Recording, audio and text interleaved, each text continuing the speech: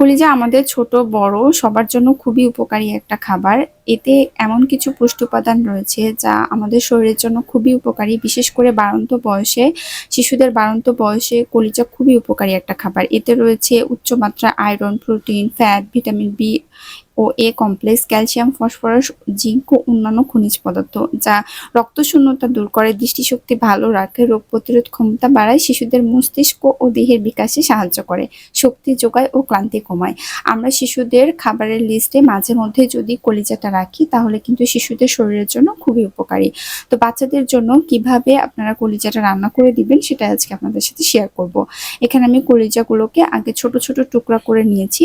তারপরে গরম পানিতে আমি 20 মিনিট এটা ভিজিয়ে রাখবো। ভিজিয়ে রাখলে হবে কি, ভিতরের ময়লাগুলো সবগুলো বের হয়ে যাবে। দেখেন পানির কালারটা কত চেঞ্জ হয়ে গেছে, অনেকটা ময়লা বের হয়ে যাবে।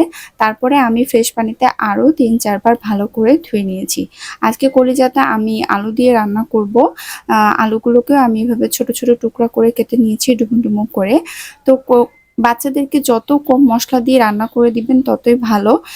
আপনারা যেহেতু অভিভাবক অবশ্যই ভালো করে জানবেন আপনার বাচ্চা কিভাবে, মানে কেমন মশলা দিয়ে খেতে পারবে। আমি এখানে পেঁয়াজ নিয়েছি। পেঁয়াজটা অল্প সামান্য তেলে একটু ভেজে নিয়ে এখানে আমি বাটা মশলা, তারপরে পানি দিয়ে বাটা মশলা দিয়ে দিচ্ছি, মানে আদা রসুন বাটা, তারপরে হলুদ, ধনে গুঁড়া, জিরে গুঁড়া আর একটু গরম মশলার গুঁড়া দিয়েছি। মানে সব ধরনের মশলাই দিয়েছি। আর এখানে কাঁচামরিচের এক চির একটু দিয়েছি।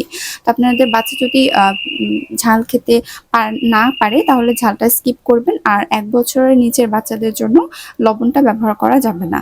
তারপরে মশলাগুলোকে কষিয়ে নিয়ে আমি কলিজা আলুগুলো দিয়ে আরেকটু কষিয়ে অল্প পানি দিয়ে দিয়েছি। কলিজা সিদ্ধ হতে বেশি সময় লাগে না, যার কারণে অল্প পানি দিয়েছি।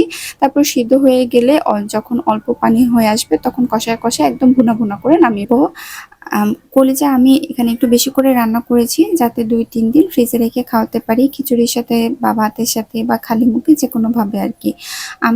আমি কলিজা রান্নাতে গরম মশলার গুঁড়া ব্যবহার করেছি। আপনারা চাইলে গোটা মশলা ব্যবহার করতে পারেন, কারণ গরম মশলার গুঁড়াতে অনেক সময় গোলমরিচ থাকে যেটার জন্য ঝাল লাগতে পারে, বেবিরা নাও খেতে পারে। তো ওটা স্কিপ করে আপনারা গোটা মশলা ব্যবহার করতে পারেন।